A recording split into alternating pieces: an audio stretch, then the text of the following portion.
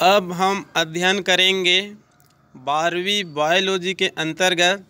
अगले चैप्टर का नाम है प्रिंसिपल ऑफ इनहेरिटेंस, वंशागतिकी का सिद्धांत। इसके अंतर्गत हम लोग 2 टेस्ट का अध्ययन कर लिए हैं।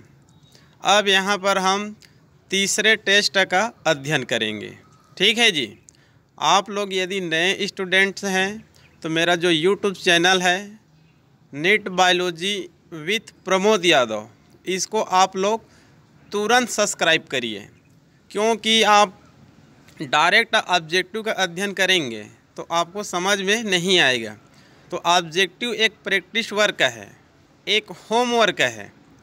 तो कोई भी कहना चाहिए शिक्षक यदि होमवर्क देते हैं तो पहले अध्ययन कराते हैं।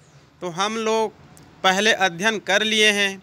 अब यहाँ पर आप लोगों के लिए जो मैं टेस्ट लिया था उसको मैं यहाँ पर होमवर्क के रूप में एक वीडियो बना रहा हूँ। ये वीडियो आपके लिए विशेष रूप से लाभदायक है, क्योंकि वहाँ पर आप लोग पुस्तक का तो अध्ययन कर लिए हैं, वीडियो से तो अध्ययन कर लिए हैं, लेकिन वहाँ पर अधिकांश कहना चाहिए जो ऑब्जेक्टिव क्वेश्चन होते हैं वहाँ पर नहीं बन पाते हैं। तो यहाँ पर आप कुछ ऐसे ऑब्जेक्टिव प्राप्त करेंगे जो पुस्तक में नहीं मिलेगा। तो यहाँ पर आप लोगों को इस होमवर्क की सहायता से, इस वीडियो की सहायता से आप लोगों को लाभ ही होगा। ठीक है जी। तो यहाँ पर देखते हैं फर्स्ट क्वेश्चन। क्रोमोसोम की 2n-1 अवस्था होती है। क्रोमोसोम की 2n-1 अवस्था होती है। तो यहाँ पर उत्तर है मोनोसोमी, नलीसोमी, ट्राइसोमी, टेट्रासोमी। यदि आप म्यूटेशन का अध्ययन किए हैं तो ये उत्तर आपसे बनेगा। यदि म्यूटेशन का अध्ययन नहीं किए हैं तो आपको यहाँ पर रटना पड़ेगा। तो मैं आप लोगों को बार बार बोलता हूँ, रटने की आवश्यकता नहीं है। आप उसको 95% समझने की कोशिश कीजिए।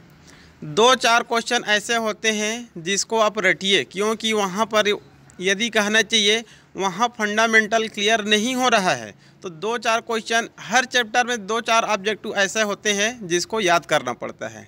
ठीक है।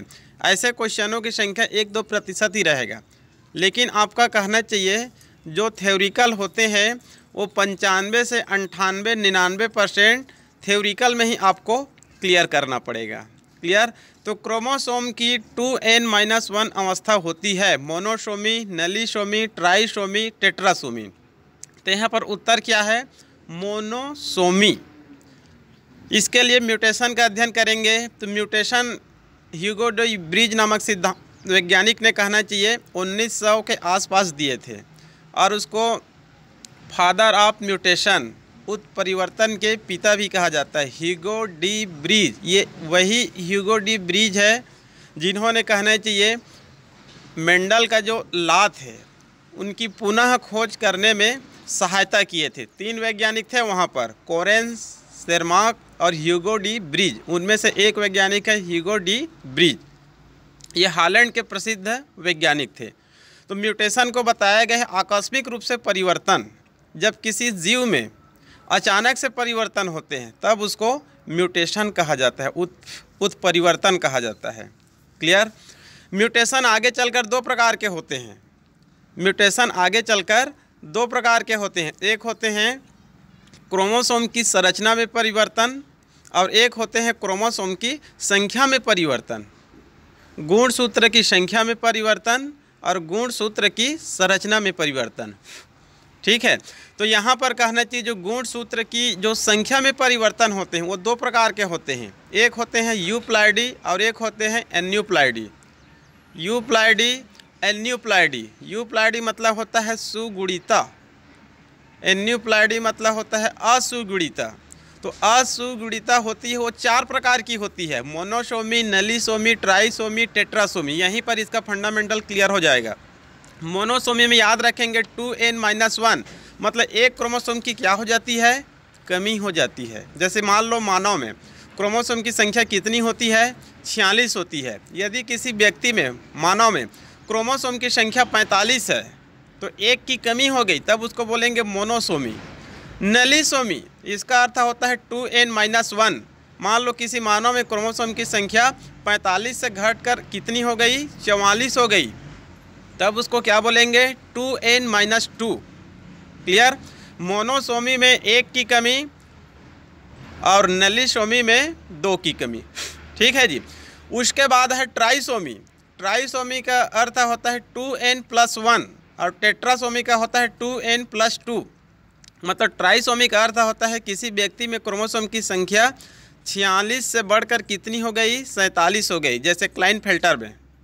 ठीक है। टेट्रासोमी यह हो जाएगा 2n+2, मतलब इसमें क्रोमोसोम की संख्या 46 से बढ़कर कितनी हो जाएगी, 48। क्लियर।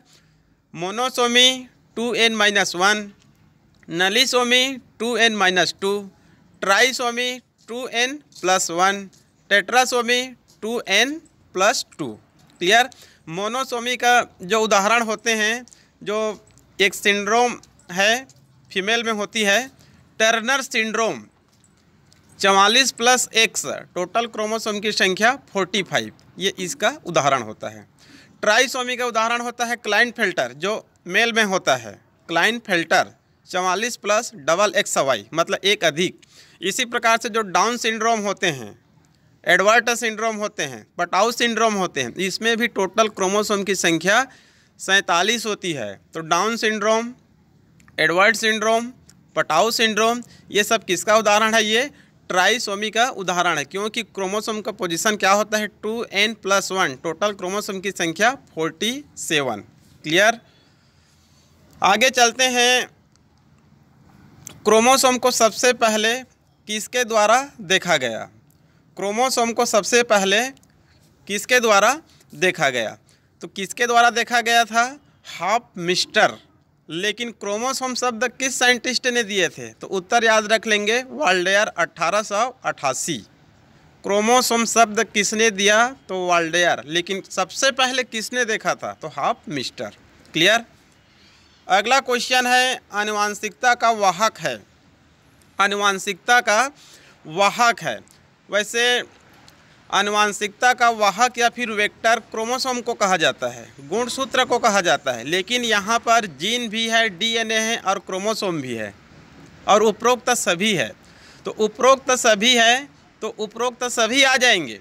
यदि कहना चाहिए उपरोक्त सभी नहीं होते, उपरोक्त सभी के जगह में मान लो यहाँ पर ऑप्शन दे दिया जाता आरएनए। ऑप्शन क्या दे दिया जाता, आरएनए। तो यहाँ पर यदि आरएनए होता तो आपको एक उत्तर को बताना पड़ता। तो एक उत्तर यदि आपको बताना होगा तो क्रोमोसोम बताएंगे, लेकिन यहाँ पर तीनों को देने के बाद उपरोक्त सभी है, तो यहाँ पर उत्तर आ जाएगा डी, मतलब उपरोक्त सभी। क्लियर। उसके बाद अगला क्वेश्चन है, एक जीन बना होता है, एक जीन बना होता है, तो इसका उत्तर क्या है, डीएनए या फिर आरएनए, सी। क्योंकि कुछ वायरस होते हैं, वायरस एक ऐसा जीव होते हैं, या तो उसमें डीएनए पाया जाएगा या फिर आरएनए पाया जाएगा, दोनों कभी भी एक साथ नहीं पाए जाते हैं। तो इसी कारण यहाँ पर आंसर आ जाएगा सी, या तो डीएनए या फिर आरएनए। भले ही कुछ ही जीवों में हो, लेकिन आरएनए भी आएगा, तो यहाँ पर उत्तर क्या हो जाएगा, डीएनए या फिर आरएनए। क्लियर। आगे है, जाइगोटिक कोशिका का वह कौन सी दशा है जिसमें मानवों में एक सामान्य मादा बच्चे का जन्म होता है, एक सामान्य मादा बच्चे का जन्म होता है, मादा मतलब फीमेल। ठीक है। तो यहाँ पर आपके क्रोमोसोम की स्थिति को याद करके रखना है। तो फीमेल में कहना चाहिए क्रोमोसोम की कौन सी स्थिति होती है, 44+XX, 44+XX, और मेल में क्या होता है, 44+XY। तो यहाँ पर उत्तर क्या आ जाएगा, सी, 2X क्रोमोसोम, क्योंकि ए गलत है, एक X क्रोमोसोम, बी भी गलत है, एक X एक Y क्रोमोसोम, ये तो हो गया मेल का। उसके बाद है जैसे डी देखेंगे तो केवल एक Y क्रोमोसोम, ये भी गलत है। तो उत्तर क्या है यहाँ पर, 2X क्रोमोसोम। यदि मेल रहेगा तो एक X और एक Y हो जाएगा। अगला क्वेश्चन है, जंपिंग जीन, छलांगी जीन हिंदी नाम है, जंपिंग जीन मतलब जंप करने वाला जीन, का सिद्धांत प्रस्तुत किया और चिकित्सा का नोबेल पुरस्कार प्राप्त किए थे। इस साइंटिस्ट का आपको नाम को बताना है। तो इस साइंटिस्ट का नाम है बारबरा मैकक्लिंटोक या फिर मैकक्लिंटन बारबरा। इन्होंने कहना चाहिए मक्का के बीज में जंपिंग जीन खोज किया था, मतलब जंप करने वाला जीन। इसका विज्ञान शब्द में इस शब्द को कहा जाता है ट्रांसपोजोन जीन। ट्रांसपोजोन जीन, इसका एक और नाम है mobile genetic gene, mobile genetic gene या मोबाइल जेनेटिक एलिमेंट्स। ठीक है, इसको भी एक बार नीट में ही पूछा गया था और ये प्रसिद्ध सिद्धांत है बारबरा मैकक्लिंटन का, क्योंकि इसके लिए उनको नोबेल पुरस्कार भी मिला था। मतलब कुछ जीन होते हैं जो एक स्थान से दूसरे स्थान पर क्या कर सकते हैं, जंप लगा सकते हैं। क्लियर। अगला क्वेश्चन है यूकैरियोटिक गुणसूत्र निर्मित होते हैं। यूकैरियोटिक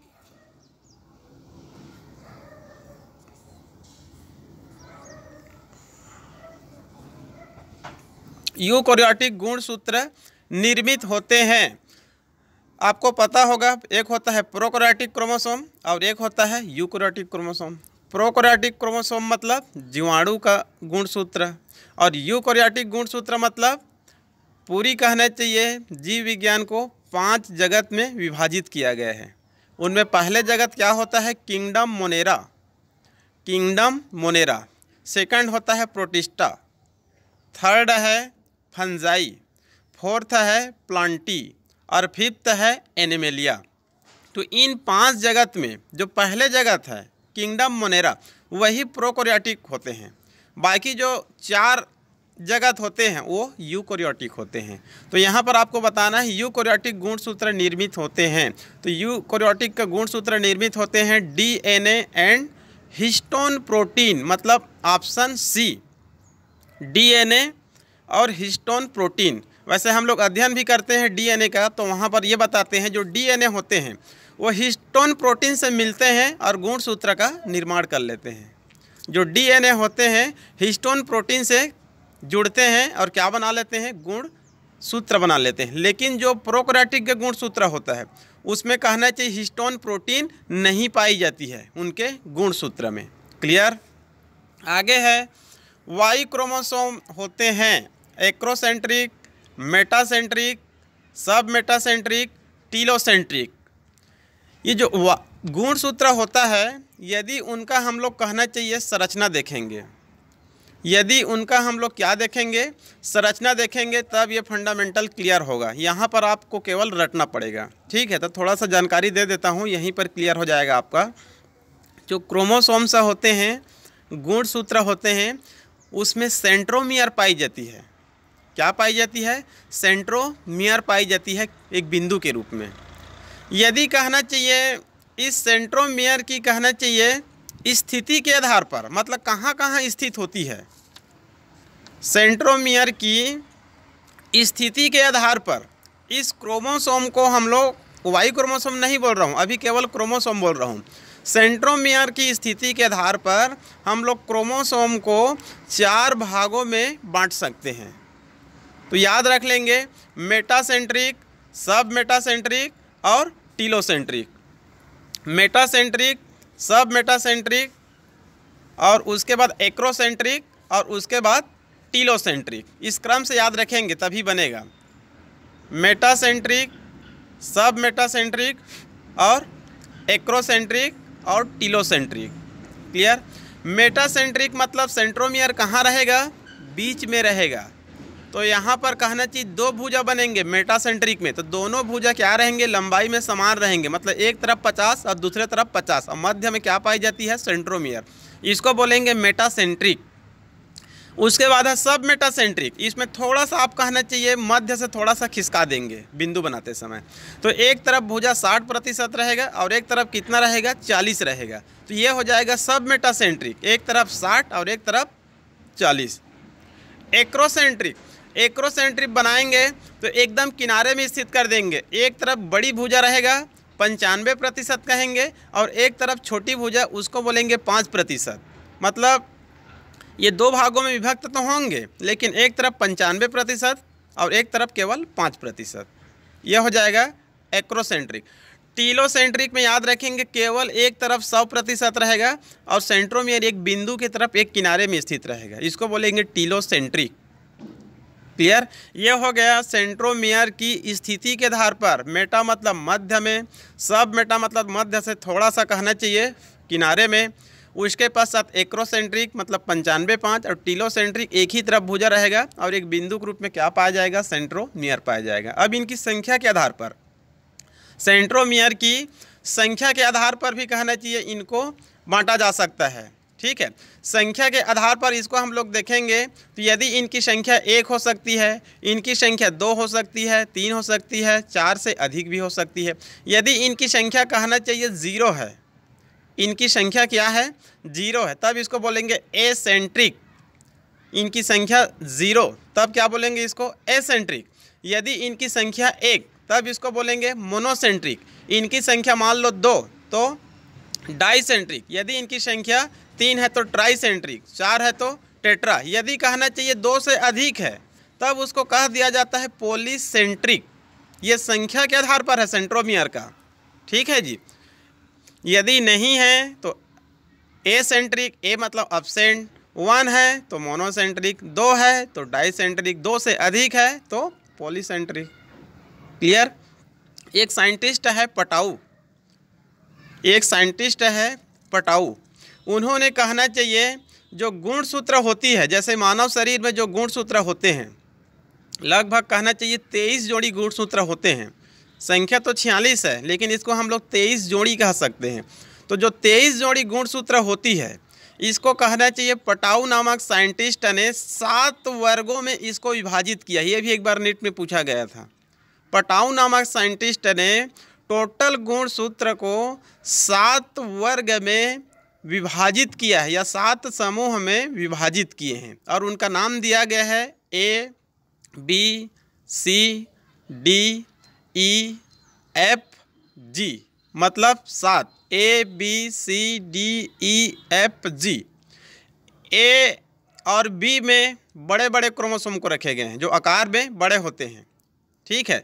C और D इसमें कहना चाहिए मध्यम और मध्यम। उसके बाद E और A छोटे और छोटे, और लास्ट में जो G होते हैं इसमें सबसे छोटे क्रोमोसोम को रखा गया है। और जो Y गुणसूत्र होते हैं वो सबसे छोटे क्रोमोसोम से होते हैं। तो Y गुणसूत्र कहना चाहिए सबसे छोटे क्रोमोसोम से होते हैं और ये कहना चाहिए एक्रोसेंट्रिक होते हैं। क्या होते हैं? एक्रोसेंट्रिक। वाई क्रोमोसोम होते हैं एक्रोसेंट्रिक और सबसे छोटे क्रोमोसोम से होते हैं। ठीक है, इसको याद रख लेंगे। पटाऊ नामक साइंटिस्ट ने 7 वर्ग में विभाजित किए थे, उनमें A, B, C, D, E, F, G। तो 2 में बड़े, 2 में मध्यम, 2 में छोटे और लास्ट वाले में सबसे छोटे। क्लियर? आगे चलते हैं। आनुवांशिकता का गुणसूत्री सिद्धांत किसने प्रस्तुत किया था? तो यहाँ पर उत्तर है सटन एवं बावेरी। सटन एवं बावेरी नामक साइंटिस्ट ने आनुवांशिकता का गुणसूत्री सिद्धांत प्रस्तुत किए थे। क्लियर? जीवाणु जीनोम को कह सकते हैं, जीवाणु जीनोम को कह सकते हैं। एक शाब्दिक अर्थ बता रहा हूँ। जीनोम मतलब होता है हमारे शरीर में पाए जाने वाले जीनों की कुल संख्या। किसी भी जीव में पाए जाने वाले जीनों की कुल संख्या को क्या कहा जाता है? जीनोम कहा जाता है। लेकिन एक परिभाषा के रूप में दिया जाता है, तब इनका उत्तर आ जाएगा ए। इनका उत्तर आ जाएगा ए। मतलब गुणसूत्र के हेप्लॉइड सेट पर पाए जाने वाले जीनों की कुल संख्या को जीनोम कहते हैं, जिसको भी PSC, व्यापम, नेट वगैरह में कई बार इसको पूछा गया है। जैसे मान लो हमारे शरीर में कहना चाहिए 46 क्रोमोसोम हैं। कितने हैं? 46। तो हेप्लॉइड सेट बोलेंगे तो 23 हो जाएगा। हेप्लॉइड अगुणित समूह बोलेंगे तो इनकी संख्या कितनी हो जाएगी? आधी हो जाएगी। तो 46 से 23।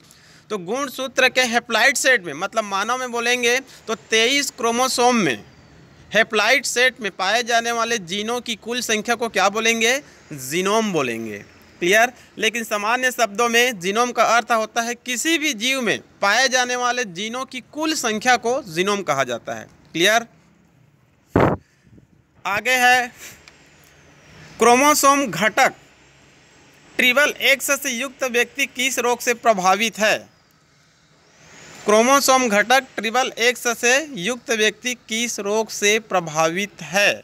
तो ये उत्तर हो जाएगा सुपर फीमेल। मेल है 44+XX। यदि 44+XXX हो गए, 44+XXX, तब उसको हम लोग बोलेंगे सुपर फीमेल, क्योंकि Y नहीं है तो ये मेल नहीं है।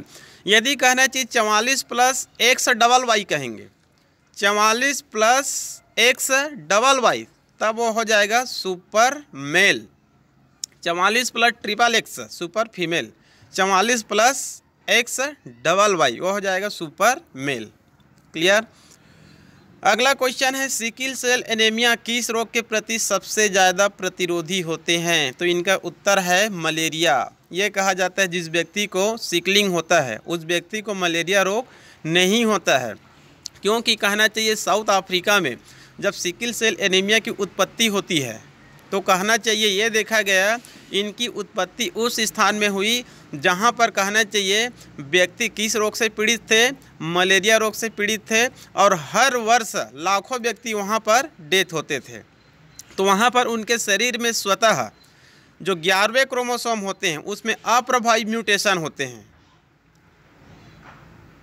जो कहना चाहिए जो मलेरिया होते हैं उनसे बचने के लिए ही कहना चाहिए उनके शरीर में सिकिल सेल एनीमिया की उत्पत्ति होती है। और हमको पता है जो सिकिल सेल एनीमिया होते हैं एक अप्रभावी रोग होते हैं, जो जब भी किसी व्यक्ति में प्रथम बार इनकी उत्पत्ति हुई तो कहा जाता है 11वें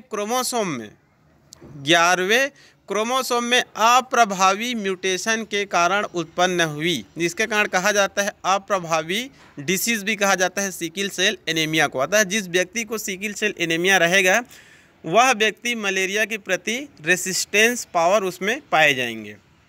आगे है एक व्यक्ति का मूत्र हवा में आने के बाद काला पड़ जाता है, यह कौन से आनुवांशिक रोग है? तो उस व्यक्ति को कौन सा आनुवांशिक रोग रहेगा? एल्केप्टोन्यूरिया। यहाँ पर देख लेंगे आप लोग मेरे वीडियो में, कहना चाहिए फिनाइलकीटोन्यूरिया, एल्केप्टोन्यूरिया और एल्बिनिज्म तीनों कहना चाहिए मेटाबॉलिज्म में त्रुटि के कारण होते हैं, अमीनो एसिड में त्रुटि के कारण होने वाले रोग होते हैं। फिनाइलकीटोन्यूरिया, एल्केप्टोन्यूरिया और एल्बिनिज्म। तो एल्केप्टोन्यूरिया का लक्षण होता है यदि कोई व्यक्ति कहना चाहिए एल्केप्टोन्यूरिया नामक आनुवांशिकी रोग है, मेटाबॉलिज्म में त्रुटि होने वाले रोग है, यदि किसी व्यक्ति को है तो वह व्यक्ति मान लो कहना चाहिए यूरिन करते हैं तो उनके जो यूरिन होते हैं हवा के संपर्क में आने के बाद काले पड़ जाते हैं। क्लियर। आगे है निम्न में से कौन सा क्रोमोसोमल संगठन ड्रोसोफिला में मेटा नर लक्षण की अभिव्यक्ति के लिए उत्तरदायी है? तो यहाँ पर याद रख लेंगे डी को, 3A+XY, 3A+XY ड्रोसोफिला ये कहना चाहिए मक्खी है। इनसे एक क्वेश्चन हमेशा आते रहते हैं, गायनेंड्रोमॉर्फ क्या है? गायनेंड्रोमॉर्फ क्या है? मान लो कहना चाहिए कोई ड्रोसोफिला है, उनके शरीर के आधे भाग नर होते हैं और आधे भाग मादा होते हैं। यदि मान लो कोई ड्रोसोफिला मक्खी है, उनके शरीर के आधे भाग नर रहेंगे और आधे भाग मादा रहेंगे, तब उसको क्या कहा जाता है? गायनेंड्रोमॉर्फ। ये ड्रोसोफिला में पाई जाती है। मानव में हम लोग देखते हैं, मान लो जो कहना चाहिए टर्नर सिंड्रोम होते हैं या फिर जो क्लाइनफेल्टर सिंड्रोम होते हैं, जो क्लाइनफेल्टर सिंड्रोम होते हैं वो भी लगभग इसी प्रकार के होते हैं। क्लाइनफेल्टर सिंड्रोम कहना चाहिए हमेशा मेल में ही होते हैं। इनका पोजीशन होता है 44+XY। वाई होते हैं तो मेल है, लेकिन डबल एक्स है तो एक और एक्स आ गए हैं, मतलब उसमें एक्स भी है और वाई भी है।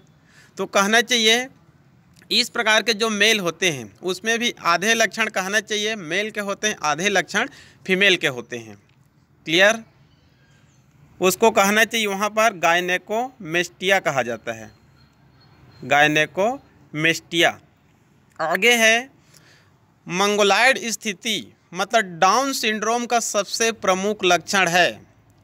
यहाँ पर आप लोग को मैं वीडियो में पढ़ाया था, हमारे शरीर में जो क्रोमोसोम होते हैं उसको दो भागों में बांट देते हैं। जो टोटल 46 क्रोमोसोम होते हैं उसको दो भागों में हम लोग क्या कर देते हैं, विभाजित कर देते हैं।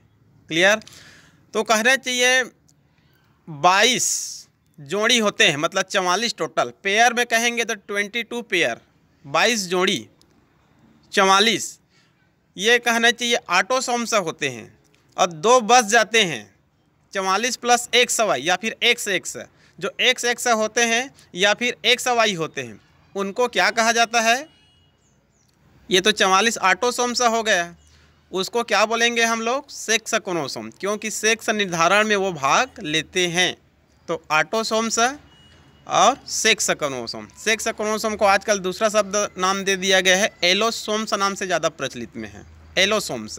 तो यहाँ पर सेक्स क्रोमोसोम कह सकते हैं। ठीक है, तो जो 22 जोड़ी जो क्रोमोसोम होते हैं उनमें यदि परिवर्तन होते हैं, जो ऑटोसोम्स क्रोमोसोम होते हैं यदि उनमें परिवर्तन होते हैं तो मुख्य रूप से पुस्तकों में 3 सिंड्रोम का उल्लेख किया जाता है: Down syndrome, Edward syndrome, Patau syndrome.